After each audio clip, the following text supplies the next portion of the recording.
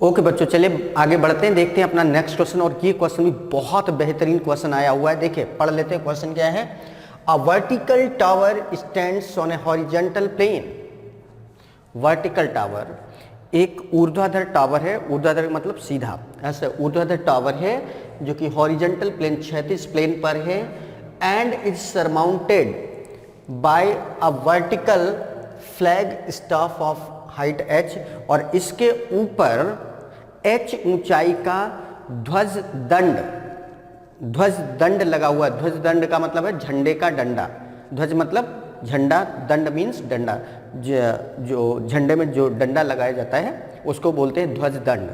ठीक है, तो इस टावर के ऊपर एक ध्वज दंड लगा हुआ है जिसकी हाइट क्या है, h है। फिर आगे देखते हैं। At a point on the plane, plane पर एक पॉइंट है, समतल पर एक बिंदु है। The angle of elevation of the bottom of the flag staff is alpha. समतल पर एक बिंदु स्थित है, यहां से इस ध्वज दंड के आधार का जो उन्नयन कोण है वो क्या है, अल्फा है। And that of the top of the flag staff is beta, और इस ध्वज दंड का जो शीर्ष है, टॉप पॉइंट है, वहां का उन्नयन कोण क्या है, बीटा है। तो कह रहे हैं then the height of tower, तो इस टावर की हाइट क्या होगी। बहुत बढ़िया सा क्वेश्चन है। चलिए फिगर ड्रॉ करते हैं, क्या है देखो बच्चों। ये हो गया आपका टावर, ये क्या हो गया, टावर, इतना टावर है।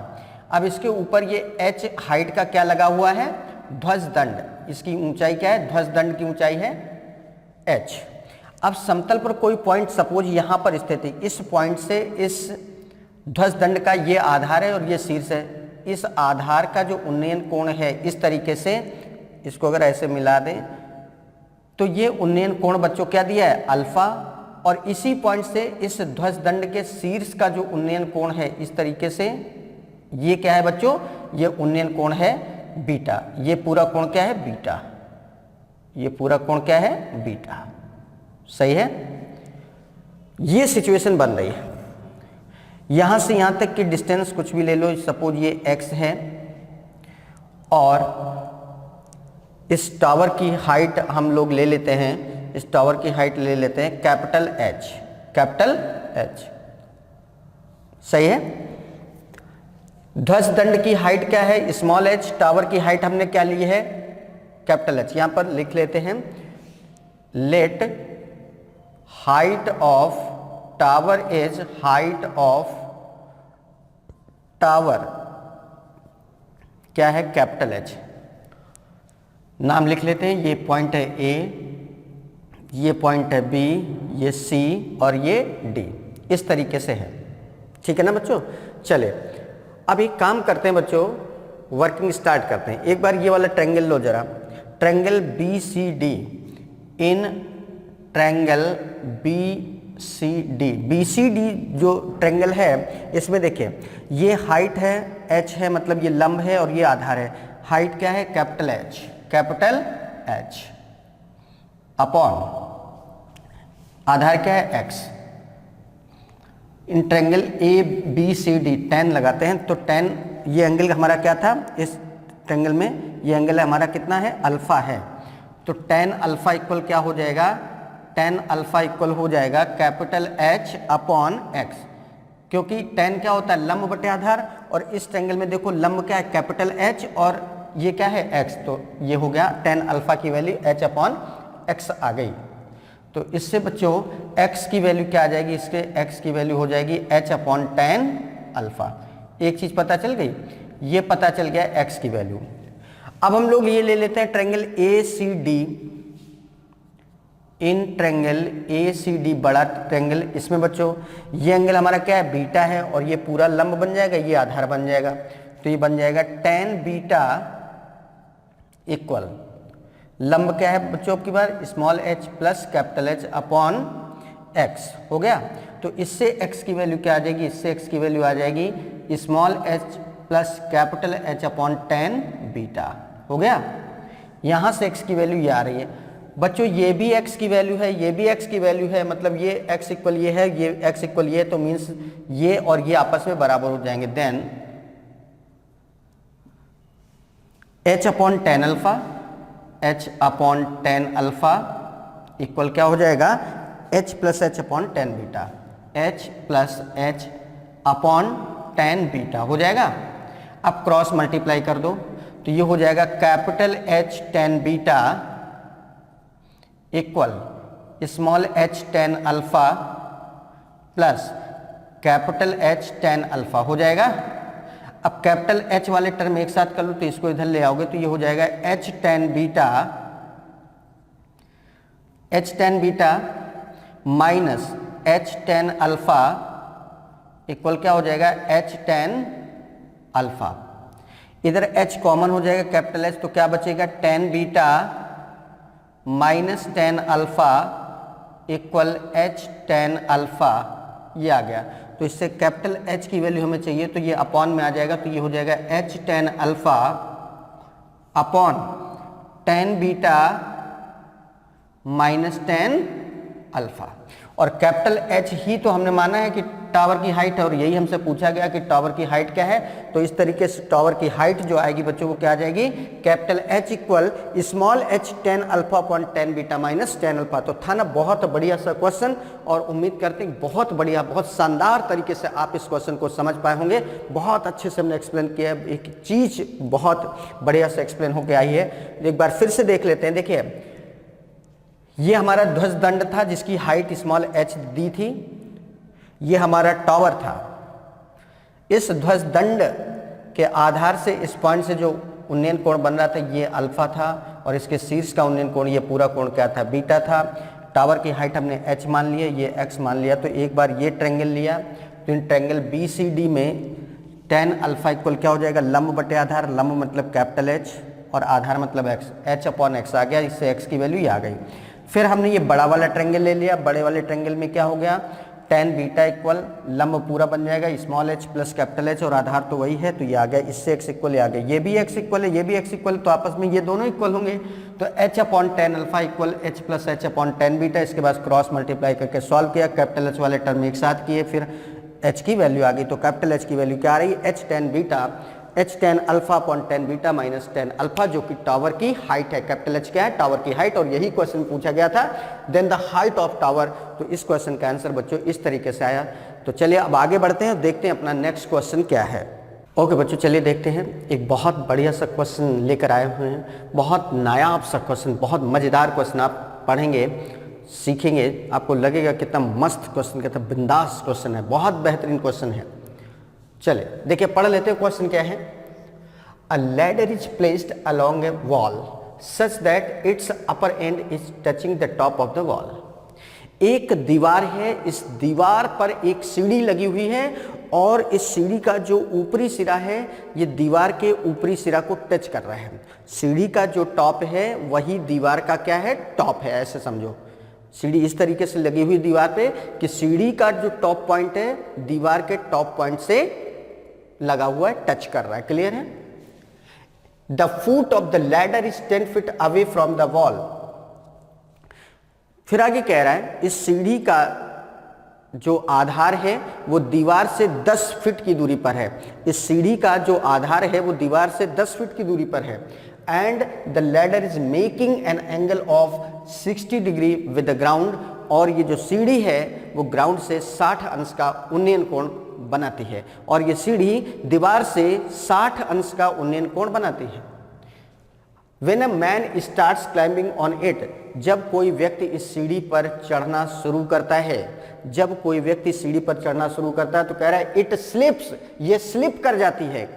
कई बार आपने देखा होगा कि इस तरीके से ऐसे सीढ़ी लगी कोई चढ़ना शुरू करता है तो सीढ़ी स्लिप हो जाती है, और ऐसे ऊपरी सिरा नीचे आ जाता है, और नीचे वाला सिरा ऐसे खिसक जाता है। इट स्लिप्स, ये स्लिप हो जाती है। And now makes an angle of 30 degree with ground. और अब ये जमीन से 30 अंश का उन्नयन कोण बनाने लगती है। तो कह रहा है how much did the ladder slip from the top of the wall. तो दीवार के ऊपरी सिरे से, टॉप पॉइंट से ये सीढ़ी कितना खिसक गई, ये बताना है ना। बहुत बढ़िया सा क्वेश्चन बच्चों, मजा आया क्वेश्चन पढ़ के। चलिए सॉल्व भी करते हैं बहुत अच्छे तरीके से। देखिए ये दीवार है, ये क्या है, दीवार है, और इसमें ऐसे ये सीढ़ी लगी हुई थी।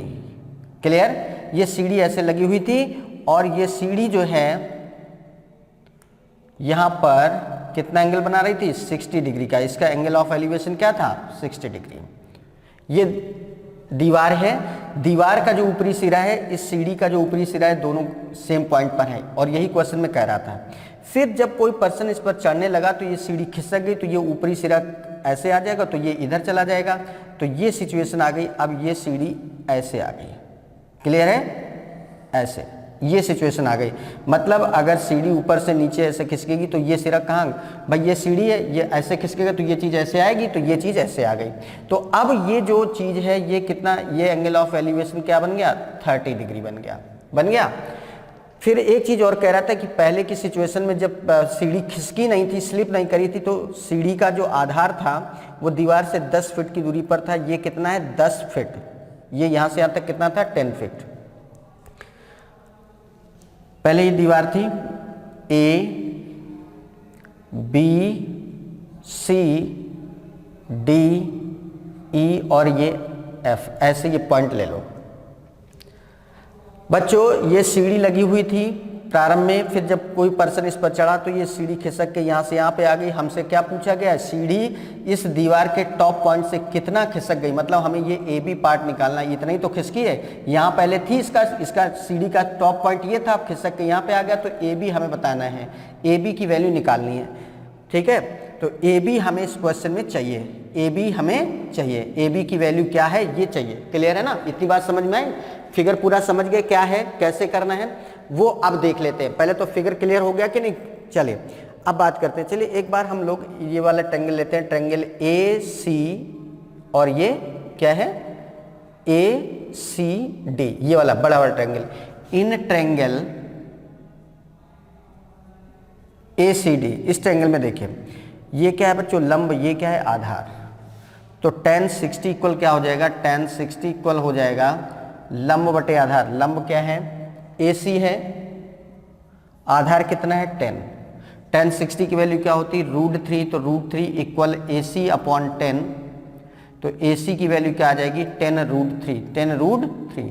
एक चीज हमें पता चल गई कि AC मतलब यहां से यहां तक की जो डिस्टेंस है वो कितनी है, 10√3 फिट, क्योंकि ये फिट में है तो ये भी फिट में आएगा। अब एक काम करते हैं, ट्रायंगल ले लो ये वाला, कौन सा ट्रायंगल, ये triangle BCE। In triangle BCE, in triangle BCE, त्रिभुज BCE में बच्चों ये क्या है, लंब है, और ये क्या है,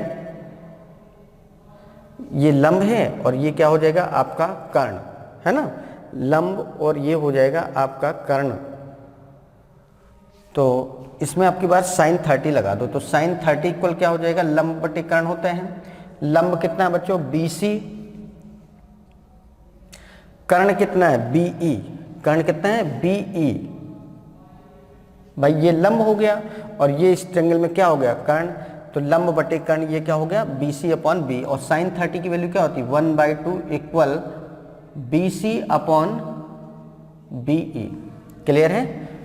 अब एक काम करते हैं, BE क्या है, सीढ़ी की लंबाई है कि नहीं है। अगर ये सीढ़ी की लंबाई तो ये भी तो सीढ़ी की लंबाई है, भाई वही सीढ़ी तो है। पहले ये सीढ़ी की सिचुएशन ये थी, अब यही सीढ़ी खिसक के ऐसी हो गई, तो लंबाई तो वही रहेगी भाई। सीढ़ी है, जैसे ये सीढ़ी, ऐसे समझो बच्चों, ये सीढ़ी है, ऐसे या ऐसे खिसक गई, तो सिचुएशन केवल बस इस तरीके से बदल गई, लेकिन क्या लंबाई पे फर्क पड़ा, कोई फर्क नहीं पड़ा। मतलब अगर ये सीढ़ी की लंबाई जितनी होगी उतनी ये भी लंबाई होगी, मतलब जितना AD होगा उतना ही BE होगा। तो कहने का मतलब हमें क्या निकालना है, यहाँ पर निकालना पड़ेगा AD। तो AD कैसे निकलेगा, इसमें काम करते हैं। ये बच्चों क्या है, इस ट्रायंगल में देखें तो ये क्या है, आधार, और ये क्या है, ये क्या है, कर्ण। और आधार और कर्ण किस में आते हैं, कॉस में। तो cos 60 इक्वल क्या हो जाएगा, आधार बटे कर्ण। आधार कितना है 10, कर्ण कितना है AD, है ना। तो cos 60 की वैल्यू क्या होती है, 1/2 equal 10 upon AD, 10 upon AD। तो इससे AD की वैल्यू बच्चों क्या आ जाएगी, AD की वैल्यू क्या आ जाएगी 20, AD की वैल्यू क्या आ गई 20। और अगर AD की वैल्यू 20 मतलब सीढ़ी की जो लंबाई है वो 20 आ गई, तो ये भी तो BE भी तो सीढ़ी की लंबाई है, मतलब जितना AD है उतना ही क्या होगा BE, क्लियर है। तो अब ये बी ई की वैल्यू हम यहाँ उठाकर रख देंगे तो ये चीज क्या बन जाएगी, 1/2 equal B C upon B की वैल्यू क्या आ गई 20। तो इससे बी सी की वैल्यू क्या आ जाएगी 2bc इक्वल 20, तो बी सी इक्वल क्या आ जाएगा 10। तो बी सी की वैल्यू क्या आ गई 10। बी सी मतलब ये पता चल गया 10 है। ए बी ए सी हमारा पहले ही पता था, ए सी हम यहाँ से यहाँ तक हम पता कर चुके थे। ए सी हमारा क्या आ रहा है 10√3, ए सी हमारा 10√3 आ रहा है। बी सी हमारा कितना आ गया 10। तो अगर इस पूरे में ये घटा दे तो ए बी आ जाएगा। देन ए बी इक्वल कितना हो जाएगा, ए बी इक्वल हो जाएगा ए सी में हम ये बी सी घटा देंगे, ए सी माइनस बी सी। और ए सी हमारा क्या है, ए सी हमारा क्या है 10√3 माइनस बी सी हमारा कितना आ रहा है 10। तो ये आ गया 10 कॉमन हो गया, √3 माइनस 1 और √3 की वैल्यू क्या होती है 1.732 माइनस 1। तो ये हो जाएगा 10 इंटू 0.732, तो ये आ जाएगा 7.32 मीटर, है ना। और यही पूछा गया है ए बी की वैल्यू क्या है, ए बी हमारा कितना आ गया है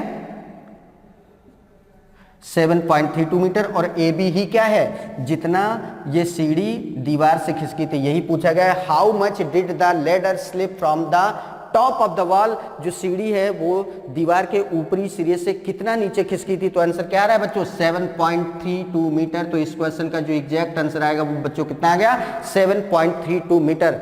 बहुत बढ़िया क्वेश्चन था बच्चों, रियल मजा आ गया करके। और आपको भी ये क्वेश्चन समझ के भी बहुत मजा आएगा। कितना बढ़िया सा, कितना शानदार सा क्वेश्चन था। रियली एंजॉय किया इस क्वेश्चन को और सबने बहुत एंजॉय किया और बहुत अच्छे से एक एक चीज बहुत बारीकी से। कभी दोबारा ये क्वेश्चन आपसे गलत नहीं हुआ, कभी भूलोगे नहीं, इस तरीके से बता दिया क्या सिस्टम है, कैसे किया गया है। बहुत अच्छे से आप लोग सीख गए हैं। तो चलिए अब बात करते हैं अपने नेक्स्ट क्वेश्चन की। ओके बच्चों, चलिए देखते हैं नेक्स्ट क्वेश्चन अपना क्या है। The angle of elevation of the top of A pillar from the foot and top of A building 20 meter high are 60 degree and 30 degree respectively. The height of the pillar is, कह रहा है the angle of elevation of the top of a pillar from the foot and top of a building 20 meter high. 20 metre ऊंची एक building है, 20 metre ऊंची क्या है एक बिल्डिंग है। The angle of elevation of the top of a pillar from the foot and top of a building 20 metre high. ये जो 20 मीटर की बिल्डिंग है, इसके टॉप और फुट से एक टावर के उन्नयन कोण जो हैं वो क्या दिए हैं 60 और 30 डिग्री क्रमशः दिए हैं। तो कह रहा है the height of the pillar, इस पिलर की हाइट क्या है। ठीक है, चलिए फिगर ड्रॉ करते हैं बच्चों। ये क्या है आपका पिलर है, ये आपका क्या है टावर है। ठीक है, तो बोल रहा था angle of elevation of the top of A pillar from the foot and top of A building. ये बिल्डिंग है, इस बिल्डिंग की हाइट क्या है 20 मीटर। तो बोल रहा है ये टावर है ना। तो इस बिल्डिंग, ये जो बिल्डिंग है 20 मीटर हाई, इससे कह रहा है कि the angle of elevation of the top, पहले टॉप आ रहा है ना, top of A building from the foot and the top of a building is 20 meter high, that 60 degree and 30 degree, है ना। देखो इंपॉर्टेंट पॉइंट क्या है यहाँ पे, from the foot and top of A building, building के आधार और शीर्ष से, बिल्डिंग के आधार मतलब ये, और इसके शीर्ष से जो उन्नयन कोण है, एक उन्नयन कोण ऐसे बनेगा, दूसरा उन्नयन कोण ऐसे बनेगा। ये क्रमशः कितने हैं 60 अंश और 30 अंश रेस्पेक्टिवली। तो पहले किसका नाम आ रहा है फुट का, तो फुट मतलब यहाँ से ये लेंगे तो इस तरीके से ये जो उन्नयन कोण बन रहा है बच्चों, ये क्या बन रहा है 60 डिग्री। इसको ऐसे मिला देंगे तो ये एंगल क्या है आपका 60 डिग्री है। और ये जो एंगल बन रहा है ये आपका कितना है 30 डिग्री है। क्लियर है। अब बात समझ में कैसे फिगर बना।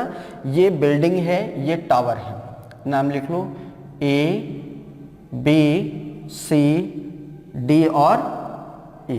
क्लियर है बच्चों। अगर ये 20 है तो यहां से ये भी क्या होगा 20 होगा कि नहीं होगा। चलिए अब आप देख रहे हैं कि यहां पर एक चीज इसको लेट कर लो, ये चीज क्या है x है ना।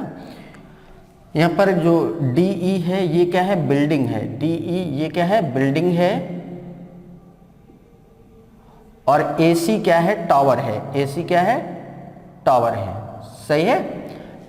चलिए अब बात करते हैं in triangle AEB, in triangle ABE, त्रिभुज ABE में देखो बच्चों ये 20, ये एक काम करते हैं, ये हम लोग लेट कर लेते हैं, ये y है, यहां से यहां तक कितना है, y है। अगर ये y है तो इसमें देखो ये एंगल हो गया 30, ये लंब हो गया, ये आधार हो गया। अगर ये x है तो ये भी क्या है, x होगा। तो कितना हो जाएगा, ये tan 30 इक्वल क्या हो जाएगा, tan 30 इक्वल क्या हो जाएगा, लंब बटे आधार मीन्स y अपॉन x हो जाएगा। और tan 30 की वैल्यू क्या होती है, 1/√3, 1/√3 इक्वल y अपॉन x हो गया। इससे x इक्वल क्या हो जाएगा, y√3, x की वैल्यू क्या हो जाएगी, y√3, ये चीज पता चल गई। अब एक बार ये वाला ट्रायंगल ले लेते हैं, ADC, इन ट्रायंगल ADC, त्रिभुज ADC में बच्चों ये पूरा लंब हो जाएगा, ये आधार हो जाएगा। लंब मतलब ये पूरा, ये यहाँ से यहाँ तक y है और ये 20 है, तो 20 प्लस y ये लंब हो जाएगा। और आधार कितना है, x है, एंगल कितना है 60, तो आपकी बार tan 60 हो जाएगा। tan 60 इक्वल लंब पूरा होगा यहाँ से यहाँ तक, यहाँ से यहाँ तक ये y है, ये 20 है, y प्लस 20 अपॉन x। और tan 60 की वैल्यू बच्चों क्या होती है, tan 60 की वैल्यू होती है √3 equal y plus 20 upon x। तो इससे x की वैल्यू क्या आ जाएगी बच्चों, y प्लस 20 अपॉन √3, ये भी x की वैल्यू आ गई। बच्चों ये x इक्वल आ रहा है y√3, ये x इक्वल आ रहा है y प्लस 20√3, ये x इक्वल है, ये भी x इक्वल, इसका मतलब ये इक्वल ये हो जाएगा। इट मीन्स y√3 इक्वल क्या हो जाएगा, y plus 20 upon √3। Cross multiply करेंगे तो √3 क्या बन जाएगा, 3y इक्वल y प्लस 20। ये इधर ले आओगे तो 3y minus y, 2y equal क्या हो जाएगा 20। तो y की वैल्यू क्या आ जाएगी 10, y की वैल्यू 10 आ गई। मतलब ये चीज हमको पता चल गई, y की वैल्यू क्या आ गई 10। तो पूछ रहा है height of the pillar is pillar, pillar मतलब टावर, टावर या पिलर जो भी है, यहाँ पे पिलर था, है ना। पिलर की हाइट क्या होगी, पिलर की हाइट क्या होगी, पिलर की हाइट यहां से यहां तक, यहां से यहां तक कितना है बच्चों 20, यहां से यहां तक कितना है अभी, तो height of pillar, height of pillar क्या हो जाएगा बच्चों, हाइट ऑफ पिलर हो जाएगा AB plus BC, AB plus BC। अब AB हमारा कितना है बच्चों, AB हमारा y कितना निकला 10 और BC हमारा कितना दिया है 20, 10 और 20 कितना हो गया 30 मीटर। तो इस तरीके से इस क्वेश्चन का जो आंसर आएगा बच्चों कितना आ जाएगा 30 मीटर। तो पिलर की हाइट क्या है 30 मीटर। तो क्वेश्चन समझ गए थे, क्वेश्चन क्या था, देखो DE ये हमारी बिल्डिंग थी, AC ये हमारा पिलर था। और क्वेश्चन में ये बोला गया था कि इस बिल्डिंग के इस टावर के लिए बोल रहा था, सॉरी इस पिलर के लिए बोल रहा था। यहाँ पर जो लैंग्वेज लिखी थी, the top of A pillar from the foot and top of building, मतलब इस टावर का जो शीर्ष है, टावर ये सॉरी पिलर का जो शीर्ष है ए, यहाँ पर जो उन्नयन कोण बन रहे थे दो जगह से, कहाँ से, एक बन रहा था इसके आधार से foot of the building and दूसरा बन रहा था टॉप ऑफ द बिल्डिंग। तो ये एंगल 60 डिग्री था और ये एंगल 30 डिग्री था, ये 20 था, तो यहाँ से यहाँ भी 20 हो गया। ये हमने x मान लिया, ये y मान लिया। तो एक बार हमने ये वाला ट्रायंगल ले लिया तो इससे x की वैल्यू y√3 आ गई। एक बार हमने ये ले लिया तो इससे y की वैल्यू y प्लस 20/√3 आ गई। ये भी x की वैल्यू है, ये भी x की वैल्यू है। अगर दो चीज़ों के लेफ्ट हैंड साइड इक्वल है तो राइट हैंड साइड भी इक्वल होंगे। तो इट मीन्स y√3 इक्वल क्या हो गया, y प्लस 20/√3। सॉल्व कर लिया तो y की वैल्यू 10 आ गई। तो इस तरीके से पिलर की हाइट क्या होगी, यहाँ से यहाँ तक, यहाँ से यहाँ तक हमें पता है 20 है और ये निकल के आ गया 10, 20 और 10 30 मीटर। इस तरीके से बच्चों इस क्वेश्चन को सॉल्व किया गया है। उम्मीद करते हैं क्वेश्चन बहुत अच्छे से समझ गए होंगे। चलिए अब आगे बढ़ते हैं और देखते हैं अपना नेक्स्ट क्वेश्चन क्या है। ओके बच्चों, चलिए देखते हैं अपना नेक्स्ट क्वेश्चन क्या है। अ 1.6 मीटर टॉल ऑब्जर्वर, एक प्रेक्षक है जिसकी ऊंचाई क्या है 1.6 metre, is 40 metre away from a tower. ये एक टावर से 40 मीटर की दूरी पर है। The angle of elevation his eye to the top of the tower is 30 degree. इसकी आंख से टावर के शीर्ष का जो उन्नयन कोण है वो 30 अंश है। Then the height of the tower in metres, तो टावर की ऊंचाई क्या होगी। देखिए एक प्रेक्षक है, प्रेक्षक का मतलब जो किसी चीज को देखता है, देखने वाला क्या कहलाता है, ऑब्जर्वर कहलाता है। तो उस ऑब्जर्वर की हाइट क्या है 1.6 मीटर। वो किसी टावर के शीर्ष को देखता है तो उन्नयन कोण क्या बन रहा है, उन्नयन कोण बन रहा है 30 डिग्री। तो कह रहे हैं इस टावर की हाइट क्या होगी। ठीक है, चले देखते हैं। इस तरीके से ऐसे देखो बच्चों, ये हमारा ऑब्जर्वर है, इस तरीके से ये हमारा क्या है ऑब्जर्वर है, और इसकी हाइट क्या है 1.6 मीटर। इस ऑब्जर्वर की हाइट क्या है 1.6 मीटर। और यहाँ पर कोई टावर है, ऐसे इस तरीके से देखता है। तो यहाँ पर उसकी आंख है, इस यहाँ से जब देखता है तो इसके शीर्ष का जो उन्नयन कोण है ये कितना बन रहा है बच्चों 30 डिग्री। कितना बन रहा है 30 डिग्री। ये क्या है 30 डिग्री। अब ध्यान दो, इस ऑब्जर्वर की जो इसके आधार से डिस्टेंस है या टावर से डिस्टेंस है वो कितनी है 40 मीटर। ये चीज क्या है 40 मीटर, ये है 40 मीटर। अगर बच्चों ये 40 मीटर तो ये भी तो 40 मीटर होगा, बोलो भाई। ये पूरे टावर की हाइट हमने लेट कर लिया, क्या है h है। ये पूरे टावर की हाइट h है।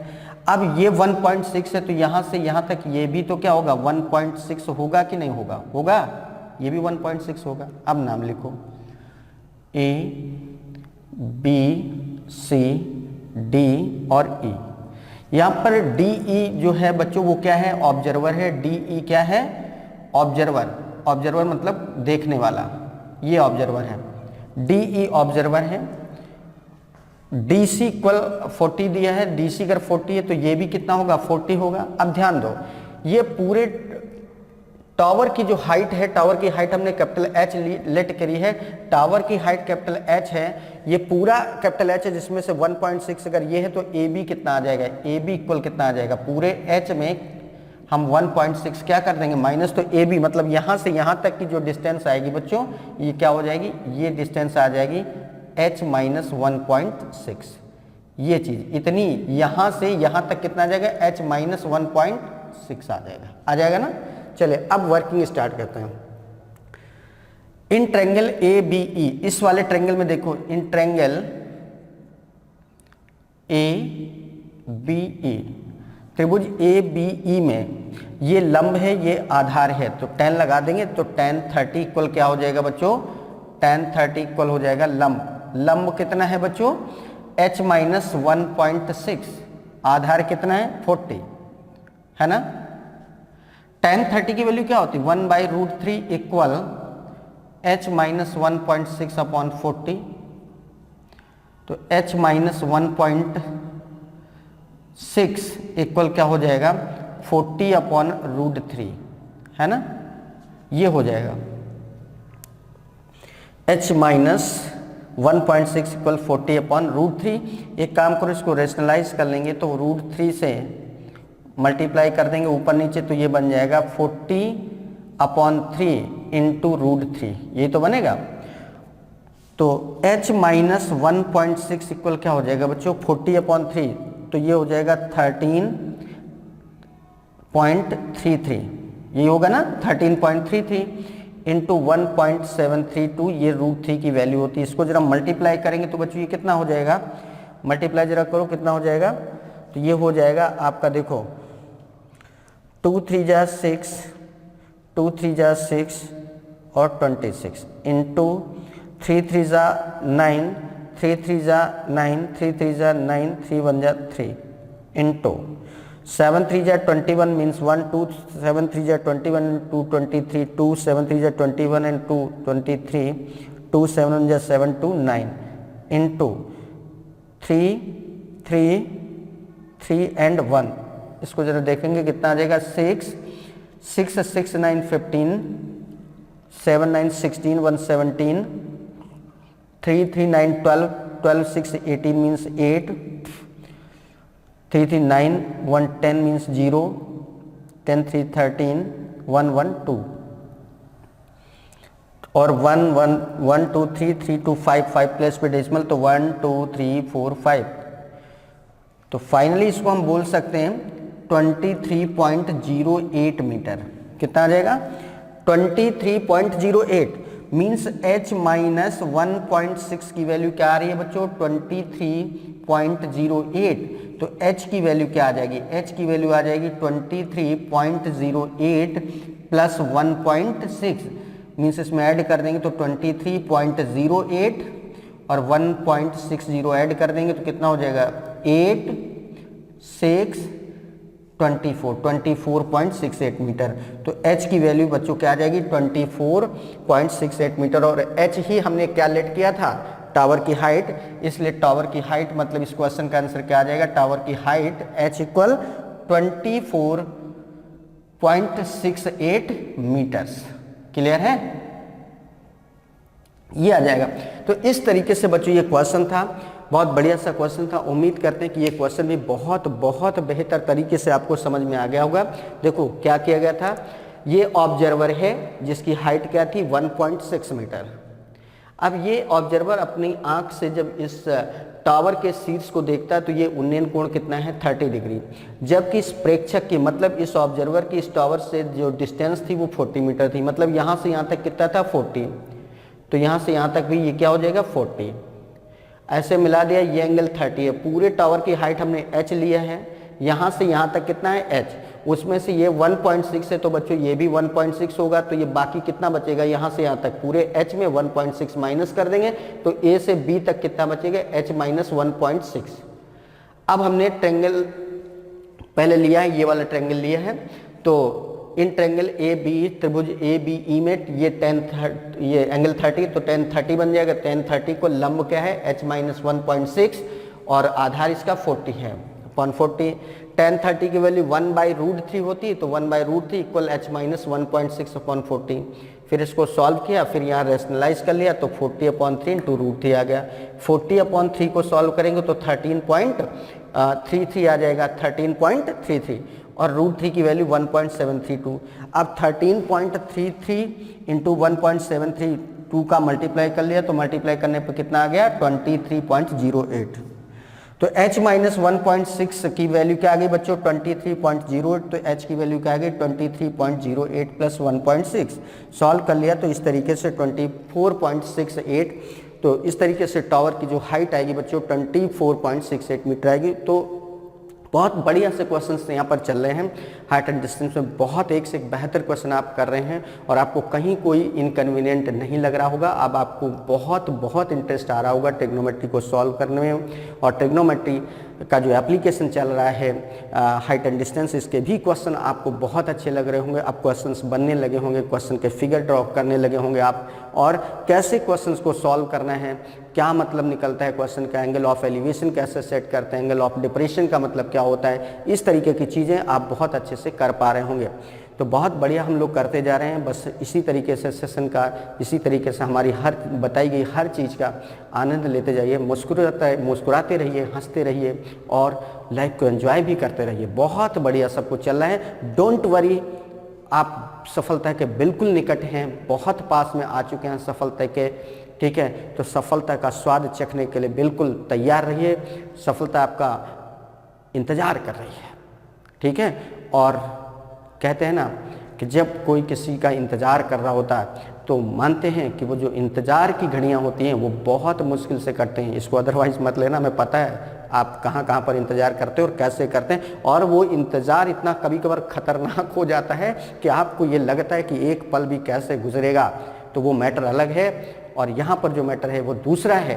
खैर वो आपका निजी मामला है, हम उस पर कुछ नहीं कहेंगे, लेकिन होता है, सबके साथ होता है, कोई प्रॉब्लम नहीं है। बस एंजॉय करिए हर चीज़ का, उसका भी अपना इम्पोर्टेंस है और इसका भी इम्पोर्टेंस है, बट इसका इम्पोर्टेंस अभी ज़्यादा है क्योंकि ये है तो वो अपने आप है। हमारे लिए ये मत सोचना कि हम कुछ भी छीनने की कोशिश कर रहे हैं, हम सब कुछ देना चाहते हैं, हम सब कुछ देने की बात कर रहे हैं। खुश हो गए ना? तो बस ऐसे ही खुश रहिए और हर चीज़ का बराबर से लुत्फ उठाइए। ज़िंदगी में हर चीज़ का अपना इम्पोर्टेंस होता है, हर चीज़ की अहमियत होती है। और इसी विचार के साथ हम लोग आते हैं अपने नेक्स्ट क्वेश्चन पर और देखेंगे कि अपना जो नेक्स्ट क्वेश्चन है वो क्या है।